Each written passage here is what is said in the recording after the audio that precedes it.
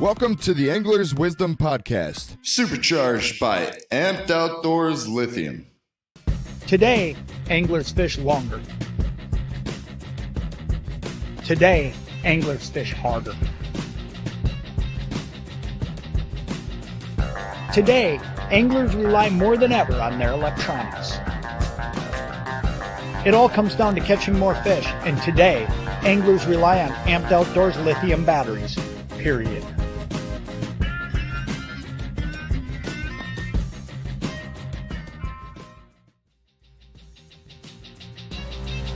catch more fish, Learn tips, tricks, techniques, and secrets, and decades of angler's wisdom. Welcome to the show. Oh, yeah! Yeah! Oh! Oh, that's a nice one. Yeah! Welcome back to the Angler's Wisdom Podcast. How's everybody doing today? It's been pretty cold outside. Actually, ironically, cold enough to get some good ice starting to form out on Lake Erie. So we did a little bit of a pivot, and I wanted to bring on Aaron Schroeder of East Ice Charters, or E.P.I.C charters, and talk about, first of all, they just sent over 100,000 emerald shiners over to the islands in preparation for next week's ice fishing service or opportunity. So wanted to bring him on and just kind of break it down, just make a guide to Lake Erie ice fishing. You know, it's a rare opportunity that we get these days. So wanted to make sure that everybody had an opportunity to take advantage of it. So let's go ahead and bring Aaron on. Hey, Aaron, how you doing? Good, Chuck. How are you today? Doing well. Welcome to the show. Thank you. Let's start off. Why don't you just tell everybody a little bit about yourself? I'm Aaron Schroeder. I live over in Put-in-Bay, Ohio. We charter off of the west shore of the island. Majority of the time, it holds 30-some feet of water, and the fish just seem to migrate in there between the islands.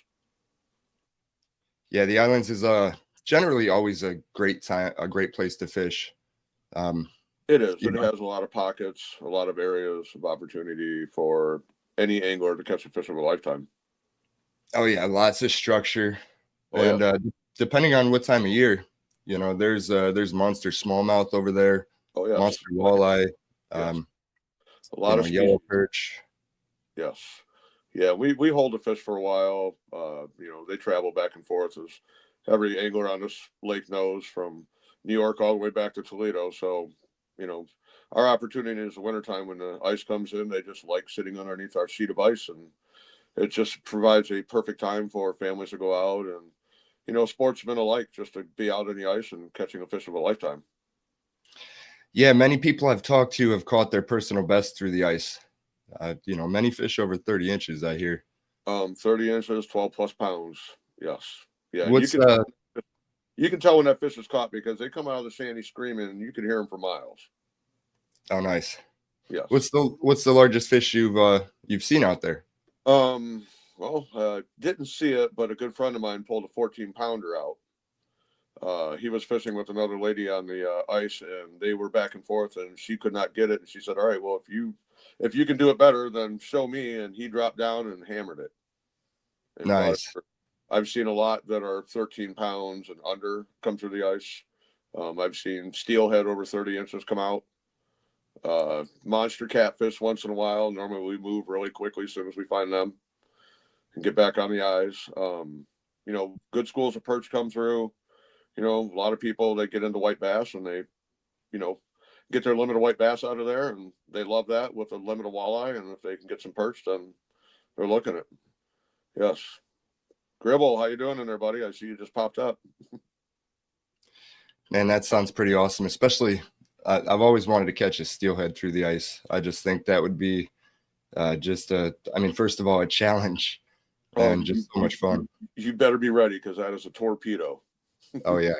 Yeah, and they're normally only, I'd say, 5 foot to 10 foot down underneath the ice, and they just shoot across the screen. I mean, you'll be sitting there watching the walleye on the live scope, and all of a sudden you'll see a rocket just flying by at the light of speed, and you're like, "What? That was a steely."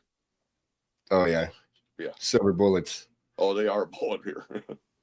Well, why don't we before we kind of get too far into like techniques and stuff like that, if you were going to give advice to you know, a newbie, somebody just getting into ice fishing, as far as, first of all, safety, safety gear, safety knowledge, safety recommendations, and just kind of how to go about, you know, staying safe, prepping for their trip, and maybe finding a guide like yourself, which I would highly recommend. I mean, I take my kayak out on Lake Erie and do crazy stuff, but even I would not go out on Lake Erie ice fishing without a guide. Well, basically, I mean, you need to have all your safety equipment. If you're going on Lake Erie, it's a life and death situation at any moment. You need flotation suit, you need a throw bag, you need ice picks, you need to have a plan before you even leave the dirt and get on the lake. You should not have, yeah, exactly. You should not have any doubt whatsoever going out. If you have doubt, do not go out. I mean, the best thing is to be with somebody who is knowledgeable of the area that you're fishing. If you're fishing an area that's known to cracks, known to blowouts, known to leave the shelf and float out into Lake Erie, then you shouldn't be on that piece of ice. I know a lot of people that don't take that advice and they push their luck, but that's when the Coast Guard shows up or the airboats from Put-in Bay and Fort Clinton show up and rescue everybody. You know, and we're fortunate over here. I mean, if you're going out with a guide that's over here on the island, we all stay together and we have a close-knit thing going on the ice. If somebody's in trouble, you'll have 15, 20 people coming to you instantly. You know, and that's the thing, is we're safety first over here. I would not take a customer out on the ice that would not be safe for anybody else. I want my families to come home. I don't want any tragedy whatsoever, knowing that this is one of the most unsafe sports you can do in the fishing realm, is sit yourself on, you know, 6+ inches of ice on 30 feet of water, not knowing the variables of it. That's something everybody should take into respect. You know, Mother Nature, she don't have that respect. She'll take it anytime she can. You know, Absolutely. yeah, and never go out by yourself. I mean, that's rule number one. That is definitely rule number one. Go out with a partner. Make sure you have throw bags. Make sure you can stay, you know, so many feet apart with a spud bar, making sure the ice is sound. And you get to an area that you feel sketchy, then you should back up. You know, that should be your stopping point. Then you should reassure yourself and check the area where you're at of, is this going to break through? Or, you know, do we have a good escape plan? You know, what if something happens? You know, I mean, cell phones ready, or if you have another, you know, comm communication of, you know, danger that you can hit, you know, of a beacon, or, you know, I mean, there's so many other ones out on the market right now, you know, but flotation suits are number one. I mean, most of the flotation suits these days will keep you above water, but you don't want to be in the water for one. You know, it's nice to float, but you don't want to be in that water. It's making ice. It's cold. You shouldn't be in there. Exactly.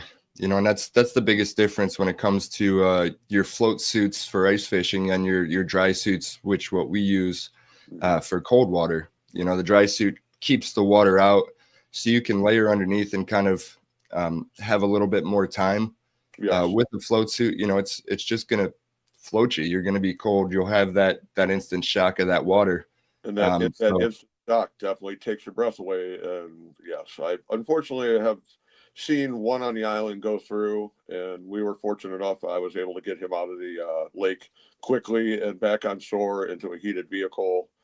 And I mean, he was in the water for maybe 3 to 4 minutes tops before we got him out, and he was definitely, that was a different person that went in the water than that was on top of the ice. When you hit that water, your body shocks out, your muscles pull back, everything is going through your head. I mean, the first thing you're thinking is you're not going to get out, and that's when the panic sets in. You have to sit back, relax. The float suit's going to hold you up on water, and then come up with a plan. If it is kicking towards the side, to get your ice picks, to get yourself held onto a safe piece of ice until somebody can get a throw bag to pull you out.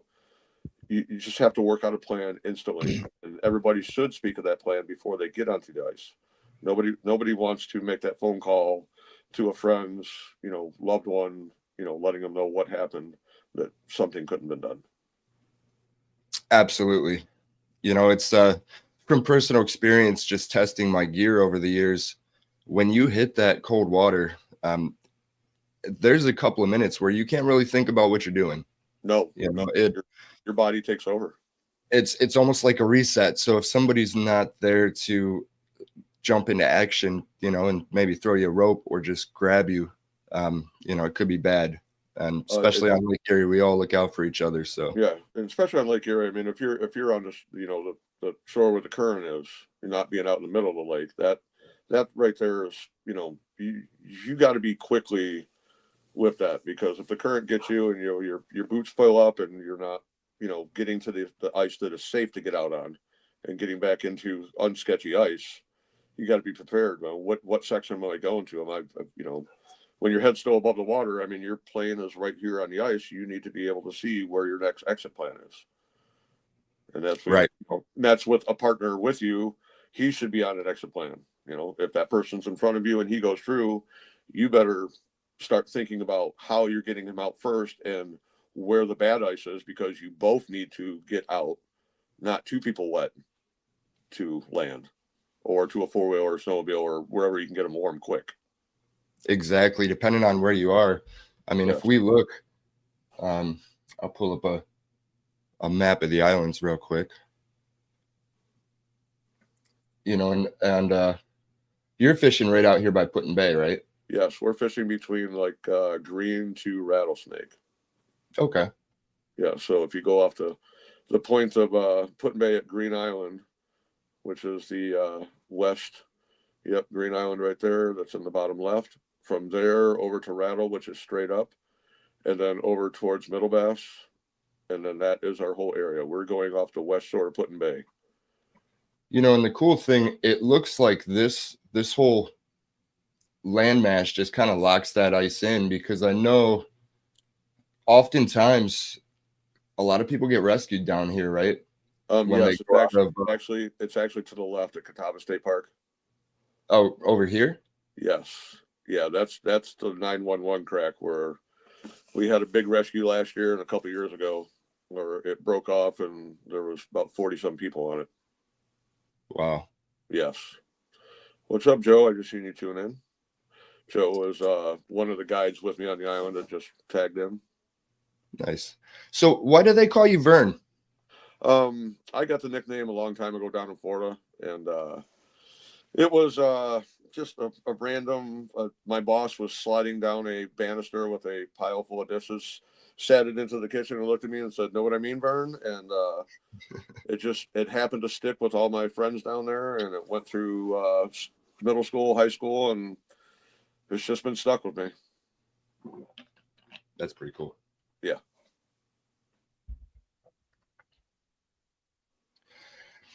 So I guess the first challenge, if you're considering going over and ice fishing the islands, is how do you get over there when the lake's frozen, the ferries aren't going? Well, you have to take one of we have two charter plane services that fly from Port Clinton, Ohio, and one of them is well, it's been a long day, sorry. I'm trying to pull it up. Island Air Transportation, which is Dustin and Chantel Schaefer. They run off the island and run to Port Clinton and back. And then also Griffin Air over on the other side as well at Port Clinton. I use mostly Island Air Transportation. They pretty much cater to some of my fishermen's needs of getting oversized things on the plane and getting them over here. Yeah. A fisherman, when they show up, I mean, they're bringing electronics, a bucket, a bag, lures, a backpack with gear to stay for 3 or 4 days on the island. And, these are 6 passenger, Cessnas. Right. So space is limited. And it becomes a challenge, but they fly really hard, 2 planes all day long to get everybody over here and get their gear here. And yes, I mean, if we can get the people over and then the next plane load brings the gear over, we're only a 15-20 minute lag. And, when people fly into the island, I try to get them to their hotel or Airbnb or where they're staying and, just get their gear unpacked. I don't want to rush them on the ice. I want them to be able to get all their gear out, get their safety equipment together, come up with their plan, who's fishing with who, and then I'll shuffle them down to the ramp, or they can get a hold of a taxi because we have a couple taxis running in the winter over here that shuffle people back and forth. So a lot of times I'll turn them onto the taxi because I'll have, a dozen to 20 people at the ramp that I have to get in and out off the lake back and forth. Right. And me driving on land doesn't make sense when I'm trying to make sure everybody's in their heyday of getting their, fishing of a lifetime trip done. Yes. Exactly. Yeah. I'm pretty sure I've seen some of their videos on Facebook while they're flying over, and even if you're not into ice fishing or you can't get over there this year or whatever, definitely go follow them on Facebook, check out the videos, and just kind of, I believe even during the warm season, summertime as well, they'll post some videos, air videos and stuff. Yep. Yeah. Really Yeah. cool. Island Air Transportation actually in the summertime does air flights around the island. They have 3 different circles that you can go all the way up to North Bass and spin around, or you can go to Middle Bass, or just do Put-in-Bay, put 5 people in the plane and go and see exactly where you're at, because most people come over on a ferry and they're just seeing the 3.5-mile ride across the channel. But when you actually get in the air, you're like, oh, there's a bunch of islands right here. Yes. So Right. So they do full service summertime and wintertime, but wintertime is they're mostly busy because our ferry's shut down, so we don't have service back and forth for vehicles and passengers. So everything from our island, from milk to fishing lures, sportsmen, everything comes over on planes. Like everything. Yeah. You need to come over on a plane. If it fits in the plane, it flies over. And if it doesn't fit in the plane, then we hope that the ice gets good, and then we launch an airboat and run across the channel and put it in the airboat and bring it back. Interesting. Or the other option is Wait till trying spring. to get on the last ferry before they stop with 100,000 shiners. With 100,000 plus shiners, yeah, that was a feat in itself. That right there. We had bait here on the island in October, and then about mid-October, all the shiners left the island. I mean, it was scarce. I mean, I'd say there's probably 4 or 5 gallons taken by some of the locals on the island that they worked really hard for weeks and weeks and weeks to get them, but they weren't like they normally are, where we can get a couple poles and fill all of our bait carts and have them all full and ready for the customers and for our personal fishing use. So it was coming down to the wire.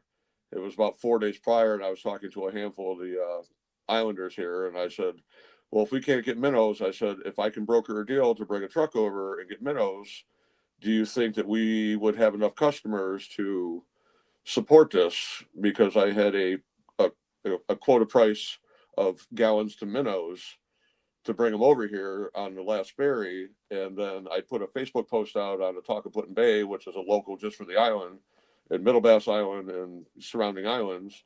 And within 24 hours, basically had 75 gallons spoken for. So I called the JJ at A&J Bait out of Oak Harbor and said, is it possible you can bring 80 gallons over tomorrow? And he said, I've been up minnowing for 2 days for you now. He goes, let me confirm. And about an hour later, he called me back and he said, okay, I'll be on the first boat in the morning. And then one of the boat owners, Billy Market, let me know that he was going to donate the fare for the truck coming over to bring the minnows to the island. So he did us a very good solid on that one, so that we didn't have to put that into the price for everybody. And hats off to Miller Boat Line. Thank you very much.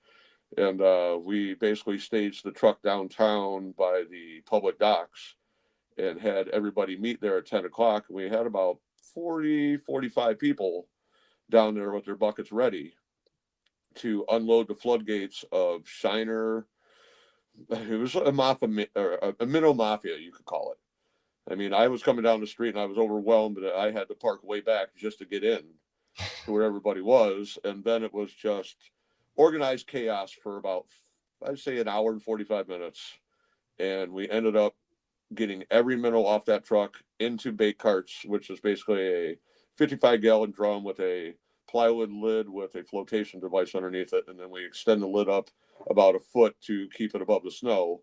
And then we have a little lock on top of it with a hinge, and we just flip it open, spud it out, and get the minnows out of there. That way they stay fresh all winter long. Nice.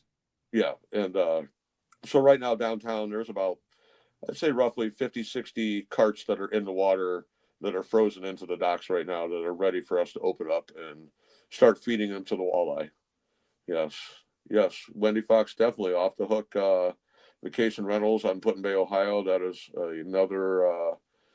another Airbnb that I use on the island to put fishermen.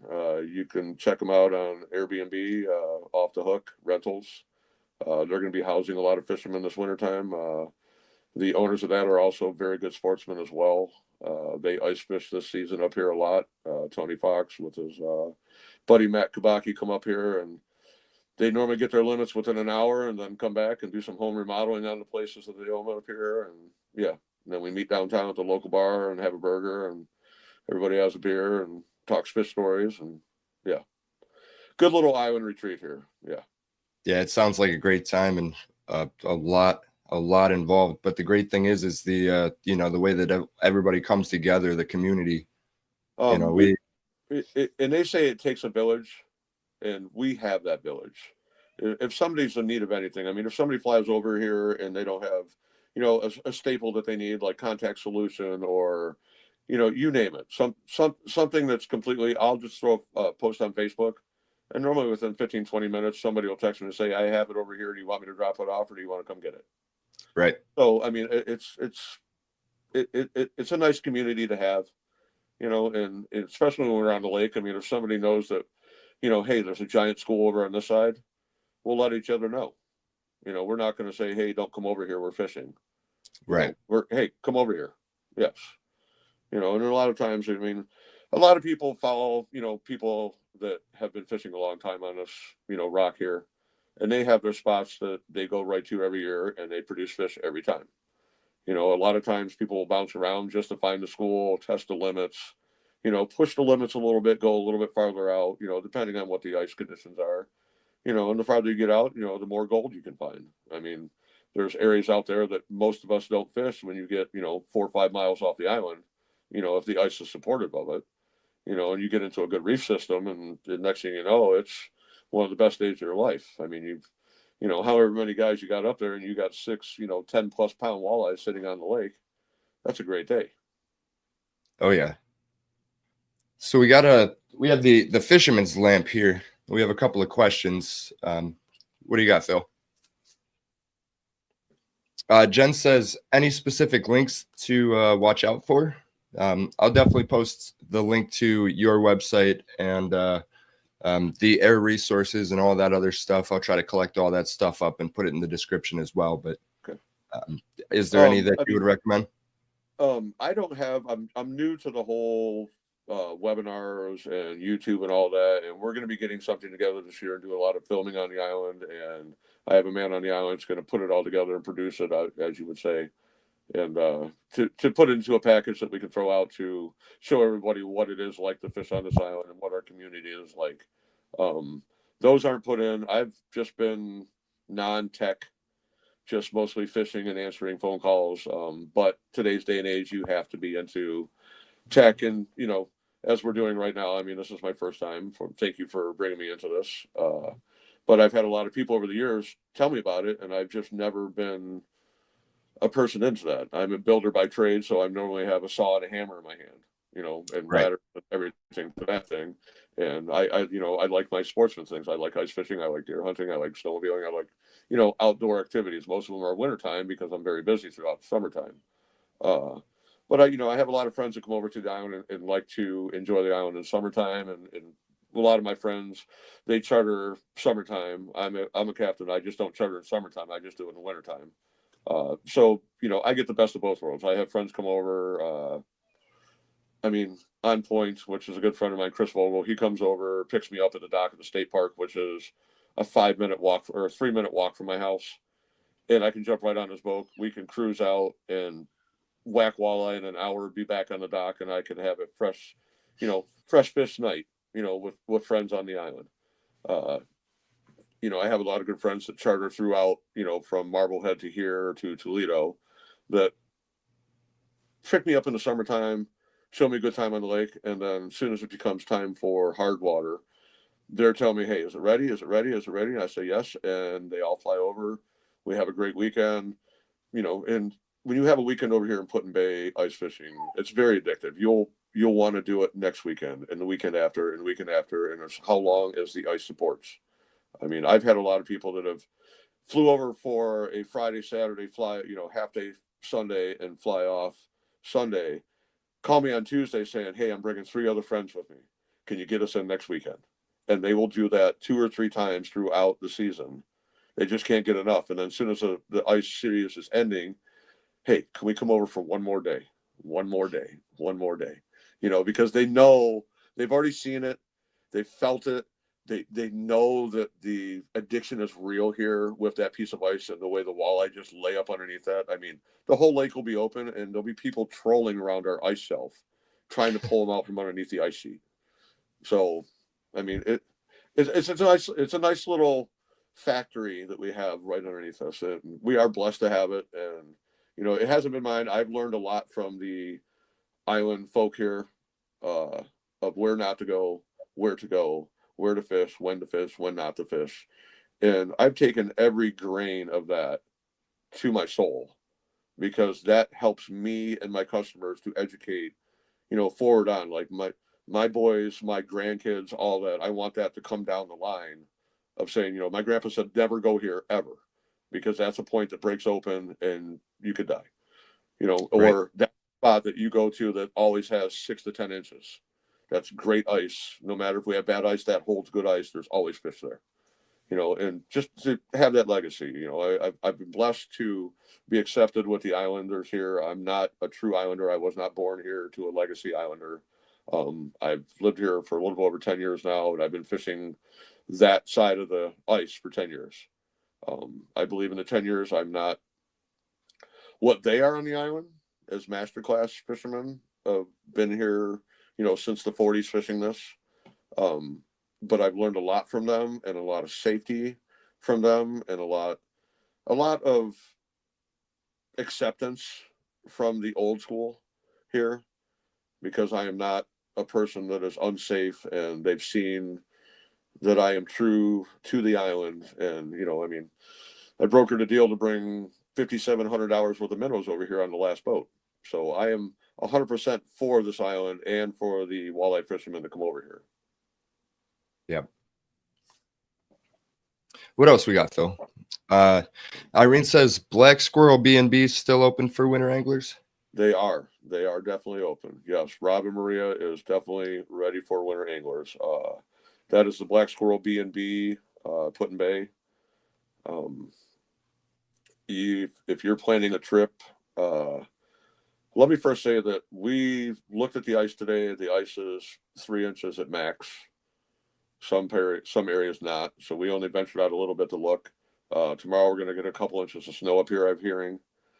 So let's hopefully that snow hits down. We get a little wind to blow it off a little bit of the area, and then the temperatures stay nice and cold. We're probably going to check on it like Wednesday to see how much is growing on that, to see if we can actually get 4-wheelers and machines down on the ice. And then after that, it will be go time. Yes.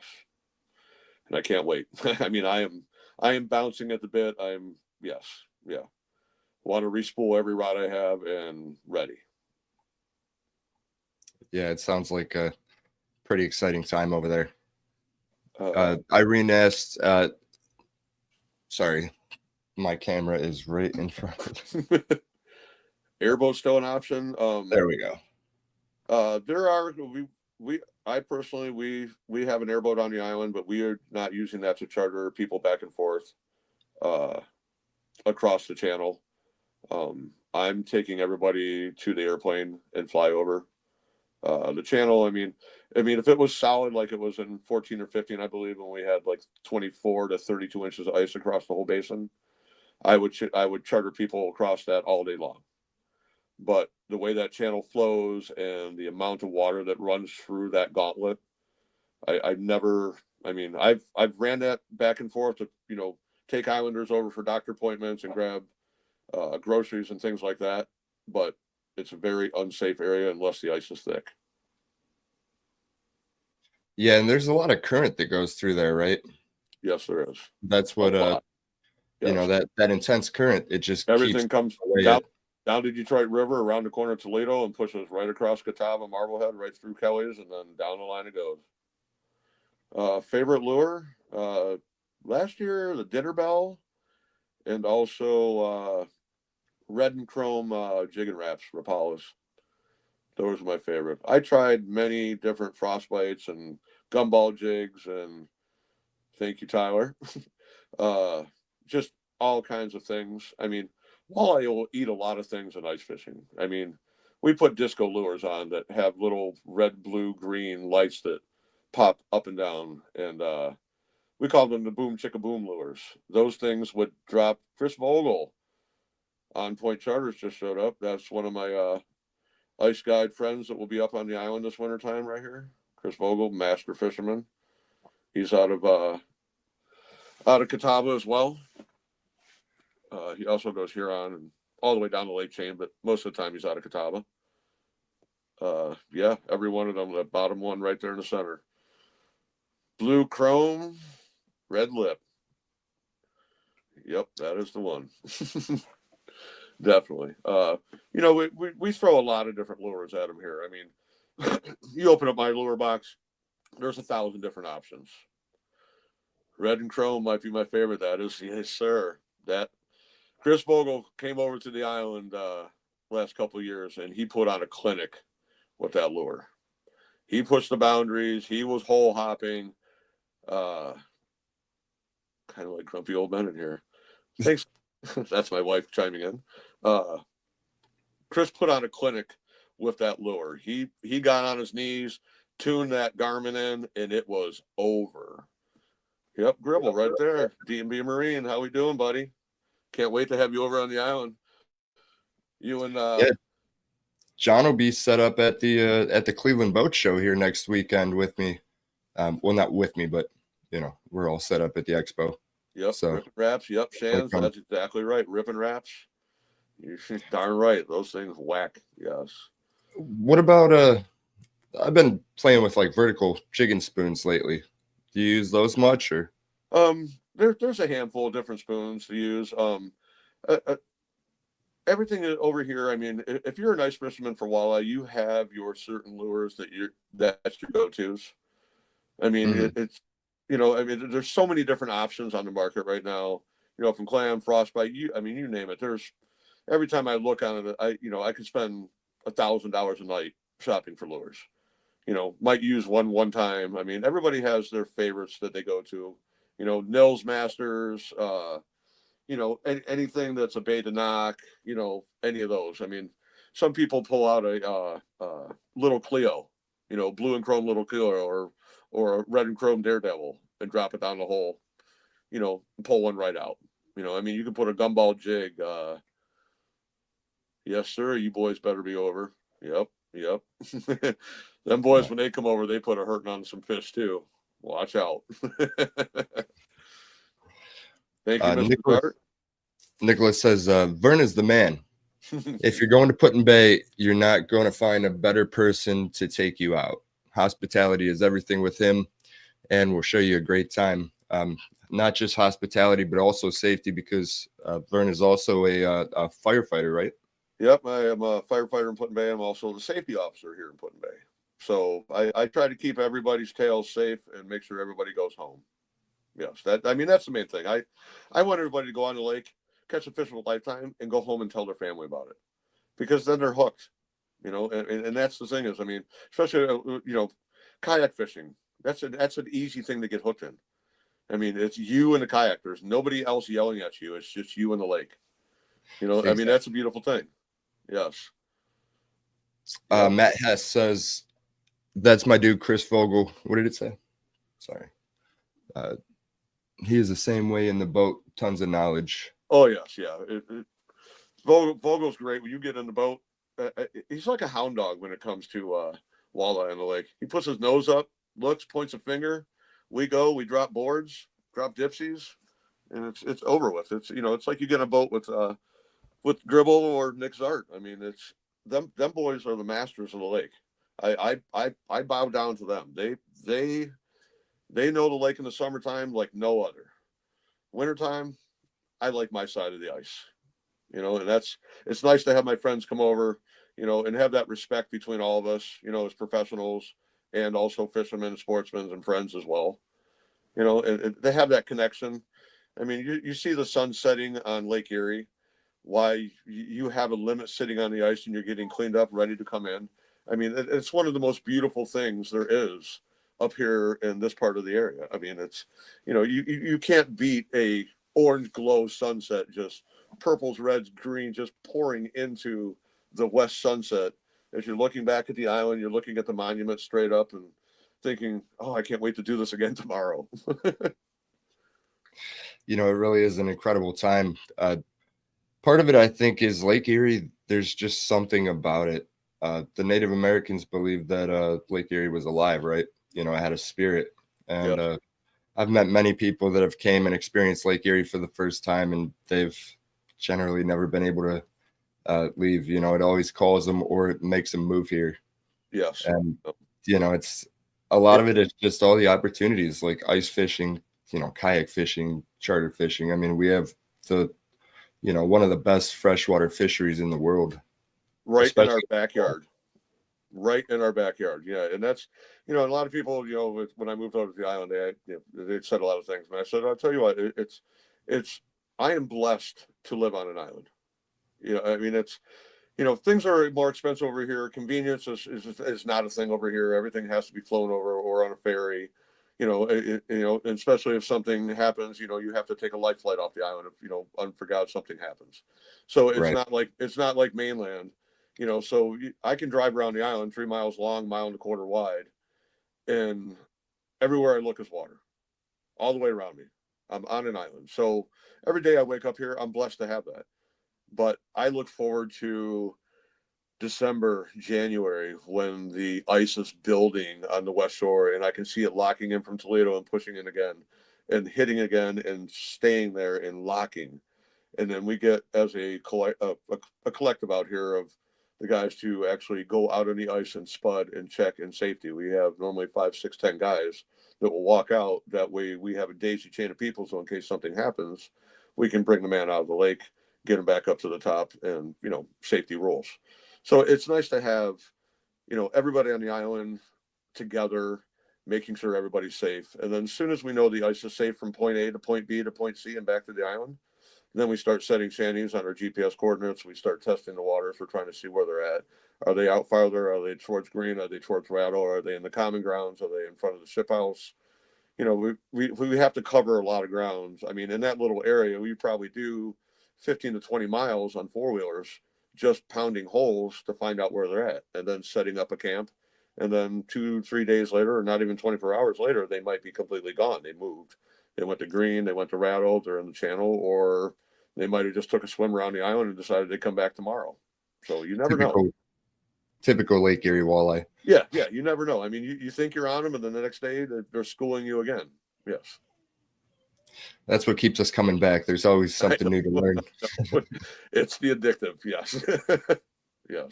And I pray to God that our fishery stays that way for a long time. That way the generations to come that are coming up right now, you know, the little ones that, you know, in 20 years when they're grown, they can get out of the lake and do the same thing we're doing. Yep. Enjoy this paradise. Yes. Looks like we got a couple more questions. Wendy says, Erie Dearies. Does anybody vertically jig a Erie Dearie? No, I think she's saying Erie Dearie. That is the name of their rental on all Oh, the rentals. gotcha. Yeah. Erie Deary. Good name. Yes. Yeah. Yeah. I'm sure everybody knows what an Erie Deary is, but for those who don't, it's basically just a weight forward spinner that you put a little night crawler on there and cast out. Yep. Generally, when it's not ice. Or drag behind the kayak. Yep. Yeah, you can drift with them. Or if you find a massive school of catfish, all you have to do is just drop it over the side. It's done. It's over. Yep. 100%. Yeah, Jen. Even on the Canadian side, nothing quite like Erie. There isn't. We have a beautiful pond in our backyard. That's how I look at it. Yes, a beautiful pond, and it's never the same any day. I mean, you can't rely on Lake Erie being the same beautiful Lake Erie. You know, it rears up, it shows its ugly side, it lays back down, it turns chocolate milk. 3 days later, it cleans up, and the next thing you know, we're back on the fish again. Right. Gary said, is there a website or Facebook page that outlines the details, prices, lodging, what's included? It is the eastpointicecharters.com, but as I was saying in the beginning of the podcast, I'm very sorry that my designer had a little issues with it, so he actually had to pull it back off and work on it. And I was actually just saw him today, so hopefully in the next couple of days that'll be up and running, and that'll have all the links for your air flights, your Airbnbs, the local eatery we have here, what we actually have on the island, because our grocery store closes in the fall, and we have a hardware store and a gas station, and they basically have staples. So they have, cold cuts, steaks, stuff like that. If you need to bake a cake, chips, beer, stuff like that. We don't have full service liquor on the island. If you need liquor, you either bring it with you or you head down to the local bar that's open, Topsy Turvy, and they will pour you a nice, good drink and get you set up down there. I'm going to have everything on there. So you'll have the Airbnbs, the hotels, the bed and breakfast, everything that you need, the taxi numbers. It'll all be on that eastpointice.com page. Cool. I'll drop that in the description as well, and try to attach as many resources as I can. Excellent. Yes, Chris.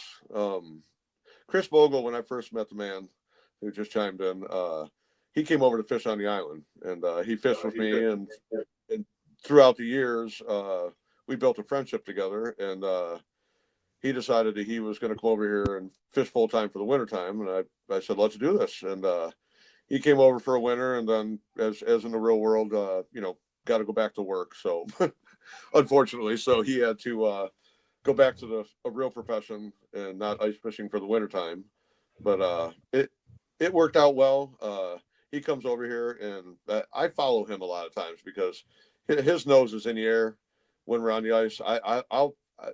I'll build a city where I know the fish come through. That way my customers are satisfied with the schools that are coming through. And normally Chris is the one running the gauntlet, running miles and miles to find out where the fish are sitting. I also have a handful of other people that do the same thing here on the island. They'll run back and forth. Or if I have a moment, I will take off and whole hop to find, where the next school of fish is that we're going to move the Shanty City over to, and make sure our customers are always on top of what they're looking for. I mean, that's the biggest thing. I mean, when you come here to ice fish, first you're coming to fish. Catching is a bonus. I do 110% to put you on top of them. I will sit in your shanty, show you how to use the electronics if you do not know how to use a Vexlar, or if you're learning, if you bring your Garmin here and you're learning how to use it, I will help you set up that. But just to keep you fresh on the fish, we just don't put a Shanty City up and leave it sit there. We move it around so that the school is fresh. We have an opportunity to get to the next, chunk of fish coming in. The customers are number one. I mean, you have to put them on the fish. That's why they came here. I mean, that's Exactly. And if I didn't put them on the fish, they wouldn't come back and fish with me. So, and not saying that I haven't been skunked before, because that's fishing. It is fishing. It's fishing. That's why I said catching is a bonus. So I do my darndest and damnedest too. I mean, I've gone beyond where I've opened my personal shanty for people to fish in it. You know, if they're fishing with Lexars, come sit in my shanty for a minute and look at what a Garmin Live Scope Pan Optics does. You know, and normally they come out of the shanty and go, I don't want to leave your shanty and go back in my shanty. You know, and then the next year they come up, they have a Garmin bag and they're ready to go. So I just sold Garmin you know, another unit that I should be sponsored for, but I'm not. And you know, I mean, I've had a lot of friends come up here, and thank you, Tony. You're an excellent person.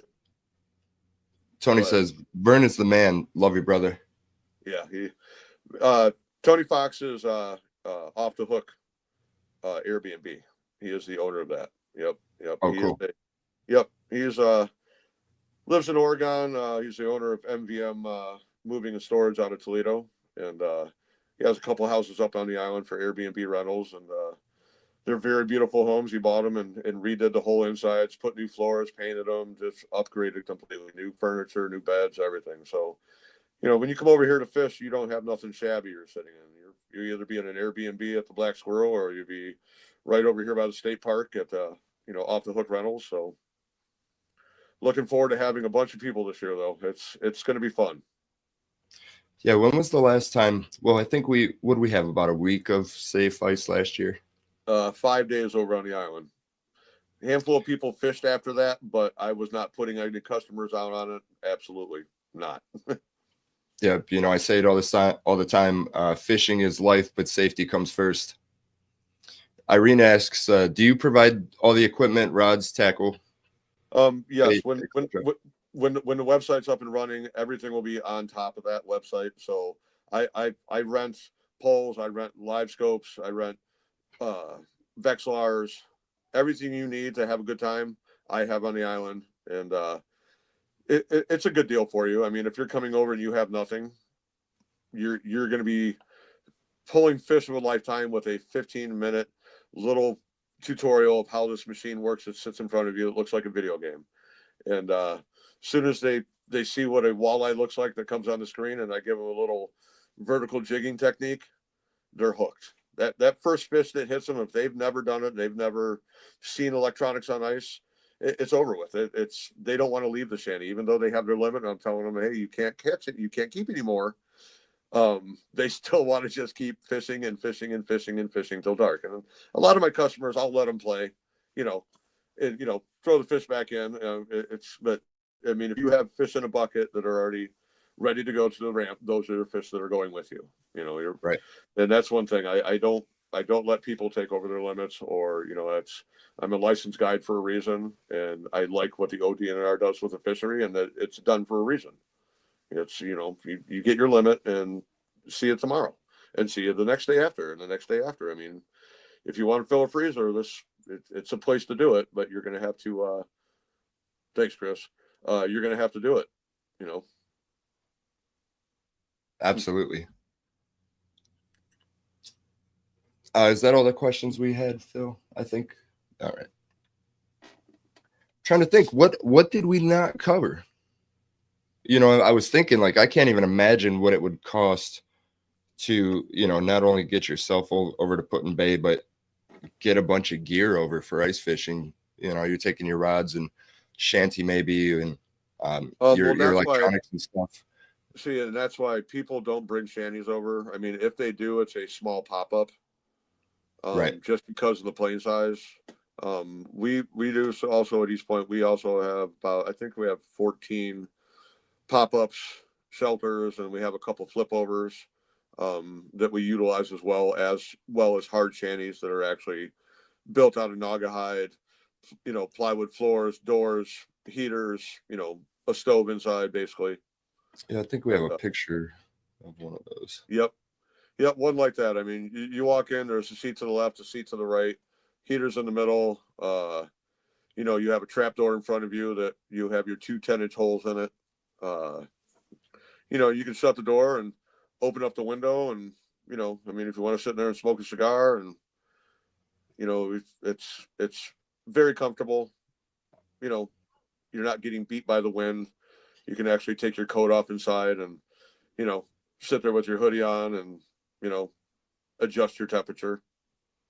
I mean, if you want 90 degrees, you turn it up 90 degrees. You want 50 degrees, you crack the door open. Why is it 90 degrees? Right. Adjust Exactly. yourself, And if it's a portable shanty, we have Mr. Buddies and, 20-pound and 30-pound tanks that we feed into the, we have mats to go down on the ground to keep your feet warm, nice comfy chairs to sit in, if we're putting a portable out, and most of the other ones, they'll be yes. Nice. That's a beautiful thing. Yeah, the next 10 days there will only be, what was that, two days above freezing? Above, yes. Above, yeah. The single, I would love to have single digits at nights and 10s to 15s in the daytime, but I will take that 17s to 18s at nighttime and the 20s in the daytime, and let that happen for another 2 weeks. It will build a perfect base to get everybody out safely onto, and then it'll hold around the islands for a long time. Hopefully till March. We're praying.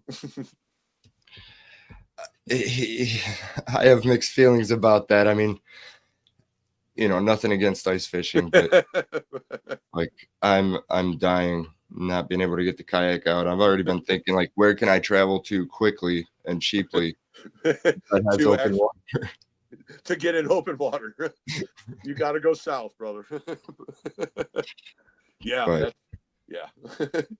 Really, like that's what I think about when I think about ice fishing is, and obviously that picture, pop that picture up one more time, Phil.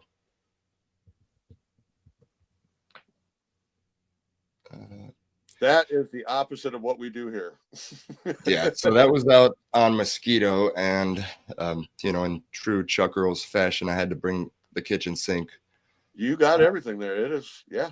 I'm even had a bunch of cameras. And, yeah, you got tip ups, everything. Yeah, that was Mosquito. I think we were a mile and a half out, or a mile and a half walk. Yeah, and I was just literally exhausted. So if I were to do some ice fishing, I mean, this sounds like a blast.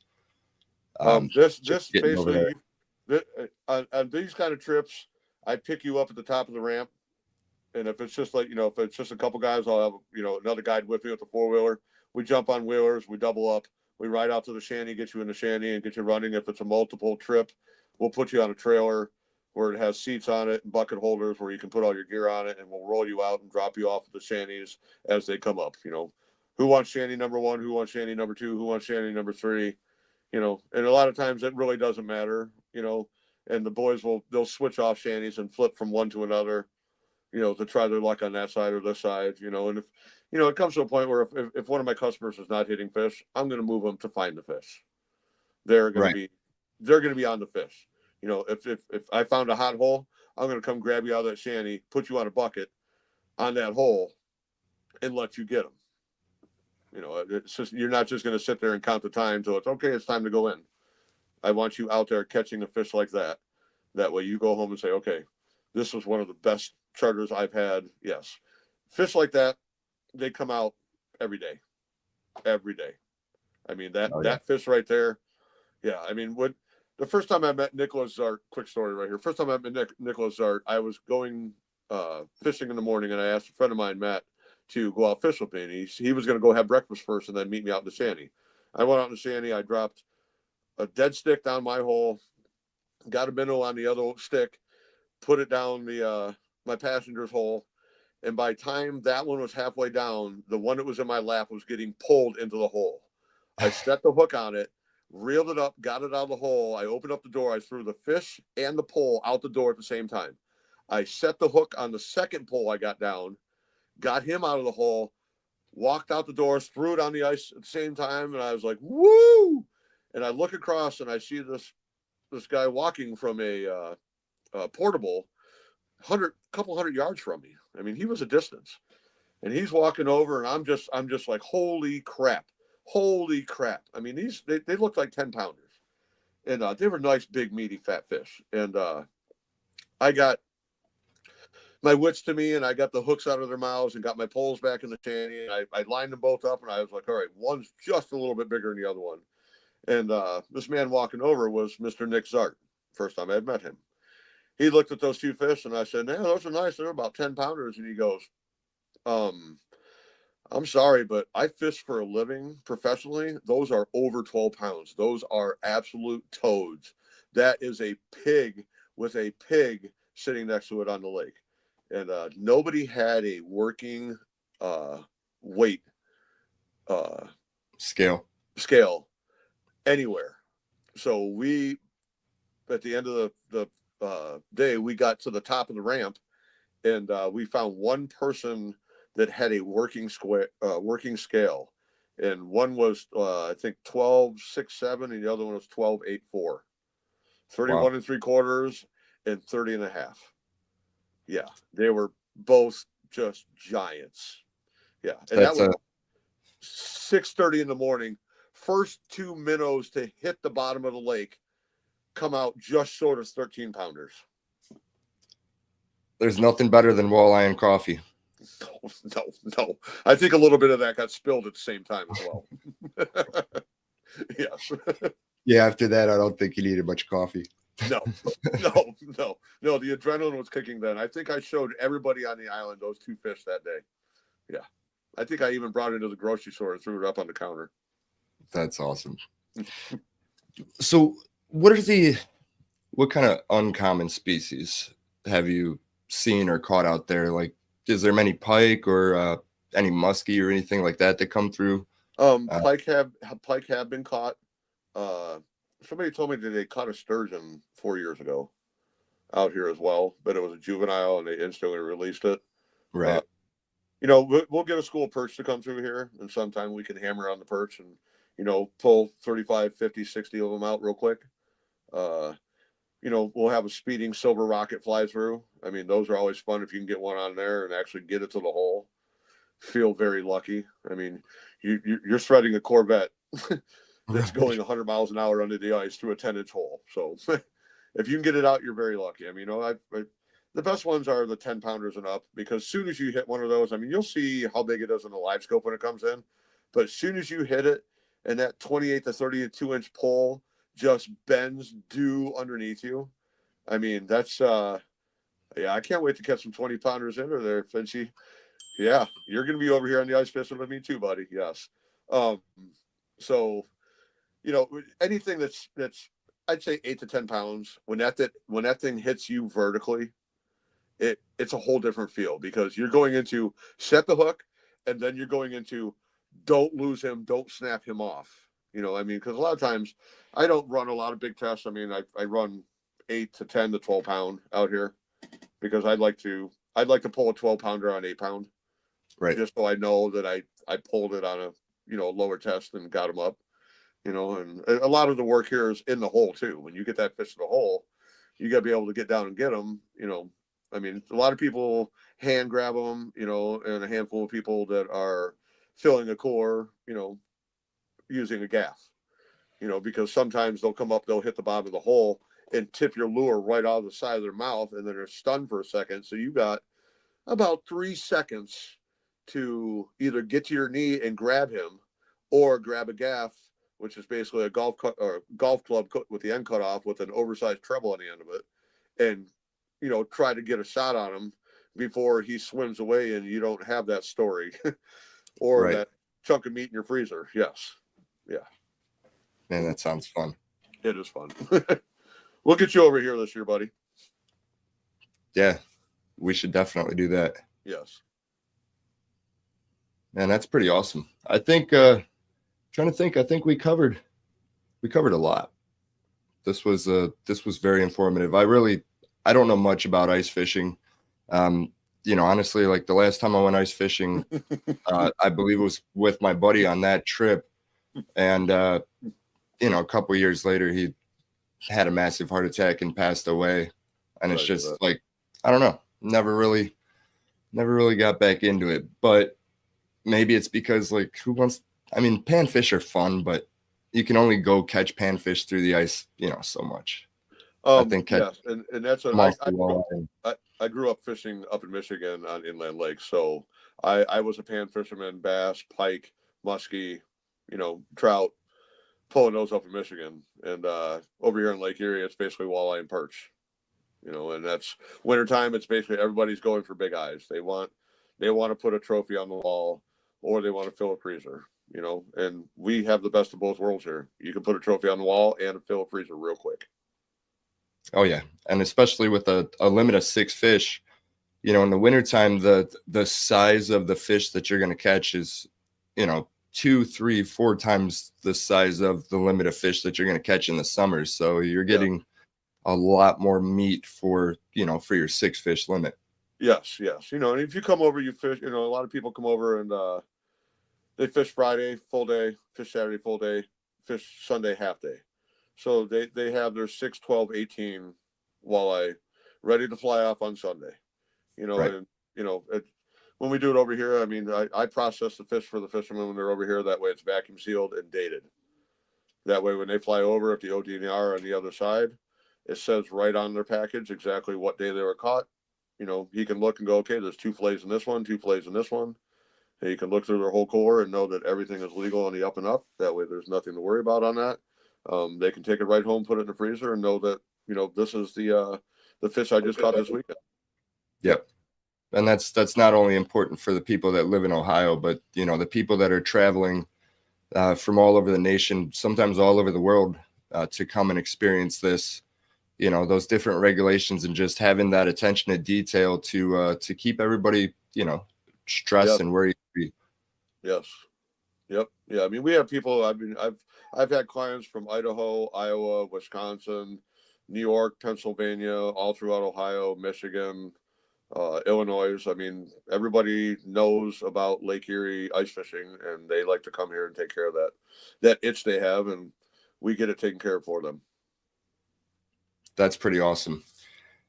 Anybody else in the audience have any more questions before we get out of here? Irene said she's got her personal best walleye on the wall. I've heard the story too many times, probably. Well, Chuck, when you come over and fish with me this winter, you'll have a wall hanger. Ironically, my personal best is 31.5 inches. It was springtime, so it was only 10.5 pounds. But that fish, that was one of the fish that got to swim away. So, very nice. Maybe a replica. Very nice. Yes. Yeah. Gave her a chance to go have fun again. Oh yeah. Yes. Cool. And one more time, how can people get a hold of you? EastPointIceCharters.com or 419-870-8200. That cell phone is 24 hours a day. If you don't get me on it, I'm probably talking to another customer or one of my work-related things I have to deal with. But if you leave a voicemail or a text message, I'll get right back to you. Nice. And we do have one more question.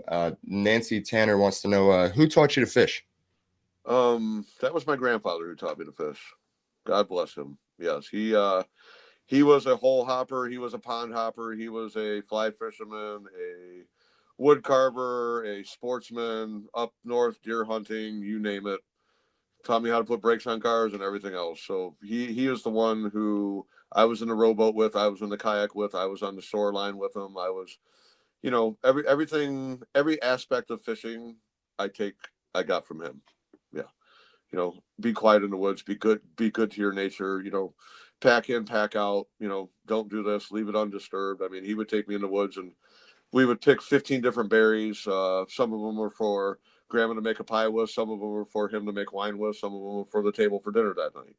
We learned how to forage and, get our own worms, get our own mushrooms for dinner, every part of that, what God put on this earth for us to use. And bountifully, that's what we did. So I thank my grandfather for every part of that. That's pretty awesome. He was awesome. Well, we're going to go ahead and wrap this one up. Just once I end this, just hang out for a minute. It's just got to upload the stream. Yep. And for everybody else, thanks for joining us. I appreciate you tuning in and, giving Aaron an opportunity just to kind of showcase this paradise and this opportunity that we have, especially, with the ice coming in. So, and it's coming in fast. yeah, so I can't wait to have customers out and just do what they love to do is fish.